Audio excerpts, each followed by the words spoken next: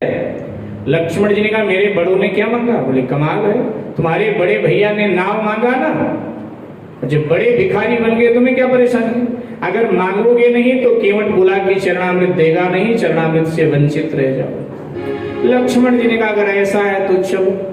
और लक्ष्मण जी और सीता जी ने जब केवट के आगे हाथ फैलाया, भैया चरणामृत, वीर आकाशवाणी हुई, बड़भागी केवट, आज भक्ति और काल दोनों तेरे आगे हाथ फैलाकर खड़े हैं, तू धन्य है, धन्य है। केवट ने श्री सीता जी को, लक्ष्मण जी को चरणामृत का पान कराया। भगवान ने कहा तेरी शर्त मैंने पूरी कर दी, बैठू ना उन्हें। बोला सरकार एक और नियम है मेरे घाट का। भगवान ने कहा वाह भाई तू अच्छा आदमी है, सुबह से अब तक एक नियम बता रहा था, उसको मैंने पूरा करा तो दूसरा बता रहा है, जल्दी बता क्या नियम है दूसरा? कहता है जी हमारे घाट का नियम है जो पहले घाट पर मेरे आवे मैं उन्हें पहले पार करता हूँ, जो बाद में आते मैं बाद में पार करता। केवट ने कहा सरकार, जब ये बात केवट ने कही तो भगवान ने कहा केवट भाई प्रातः काल से मैं ही तेरे घाट पर खड़ा, अब तक कोई आया नहीं, अगर मुझसे पहले कोई आया होता मैं विनम्रता पूर्वक कह देता पहले इनको पार कर बाद में मुझे कर। केवट रोने लगा भगवान की ओर, सरकार हम गरीबों की कतार दुनिया के लोगों को नहीं दिखाई देती, लेकिन आश्चर्य हो रहा है कि आपको भी नहीं दिखाई दे रही गरीबों की कतार। महाराज अंतरिक्ष में देखिए हमारे पूर्वज घोर नरक की यातना भोग रहे हैं, क्योंकि हमारे पूर्वजों की जब मृत्यु हुई तो हम ब्राह्मणों के पास गए कि चलकर कर्मकांड करवा दो विधान से। ब्राह्मणों ने कहा कि तुम अछूत हो, तुम्हारे घर हम कर्मकांड कराने नहीं जाएंगे। हमारे पूर्वजों का कर्मकांड हुआ ही नहीं ढंग से, और जब कर्मकांड ढंग से नहीं होगा मृतक का तो फिर घोर नरक की यातना ही तो मृतक भोगेगा। तो घोर नरक की यातना भोग रहे हैं हमारे पूर्वज। सरकार आप सब तो पढ़े लिखे होंगे ना? लक्ष्मण जी ने कहा हमेशा उल्टी बात, हम अनपढ़ लग रहे हैं। महाराज कौन है आपके गुरु? भगवान श्री राम ने कहा मेरे गुरु वशिष्ठ जी महाराज। अच्छा अच्छा, तो वशिष्ठ जी ने जब सब विद्याएं पढ़ाया होगा तो कर्मकांड के मंत्र भी तो पढ़ाए होंगे। भगवान ने कहा बिल्कुल पढ़ा। तो आप दोनों भाई कर्मकांड के मंत्र बोलो और मैं अपने पितरों का गंगा जल से तर्पण कर दूं। सरकार पहले आप मेरे पितरों को पार लगाओ और बाद में मैं आपको पार लगाऊं। लक्ष्मण जी ने कहा महाराज ये तो बड़ा चतुर है, आपके देव थे कि भोले है, भोला है, भोला।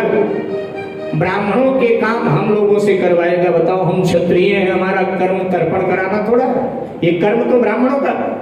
भगवान ने कहा कि भैया आपत्ति काल में न जाने क्या क्या करना पड़ता है, जो ये बोल रहा है करो, अन्यथा ये तीसरा काम और बता देगा। भगवान श्री राम और लक्ष्मण तर्पण के मंत्र बोल रहे हैं और केवट ने गंगा जल से अपने पितरों का तर्पण किया।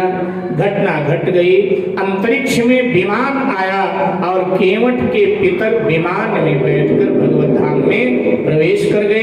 ये दृश्य तुलसीदास जी ने देखा तो लिख दिया कि केवट बड़े लाभ में रहा भाई तू। पद पखारी जलपान करे आप सहित परिवार, और अब पितर पार करी प्रभु पुनि मुदित गयो ले पार। स्वयं तरा, अपने कुल खानदान को तारा और अब भगवान को ये उस पार करेगा। शिव जी भी कैलाश के शिखर से बोल पड़े पार्वती से कि हे भवानी सो कुल धन्य उमा सुनो, जगत पूज्य सुपुनीत, श्री रघुबीर परायण, जेहि नर उपज विनीत। हे भवानी ओ कुल धन्य है जिस कुल में एक भगवत भक्त पैदा हो गया। 7 पीढ़ी अपनी आगे की, 7 पीढ़ी पीछे की और 7 पीढ़ी ननिहाल की, इन 21 पीढ़ियों का उद्धार कर। भगवान श्री सीताराम लक्ष्मण गुहराज निषाद के साथ नौका में आरूढ़। केवट ने नौका की रस्सी खोल दिया, नौका गंगा के बीच धारा में, गंगा जी हिलोर ले रही हैं, चरण छूना चाहते हैं भगवान के। केवट बैठा हुआ है हाथ बांधकर, भगवान केवट के भाव की परीक्षा लेना चाहते हैं। राधेश्याम रामायण के अनुसार परीक्षा लेना चाहते हैं। भगवान ने केवट से कहा कि भैया केवट, गंगा जी हिलोर ले रही हैं, अरे पतवार संभाल, कहीं नौका उलट ना जाए, डूब ना जाए।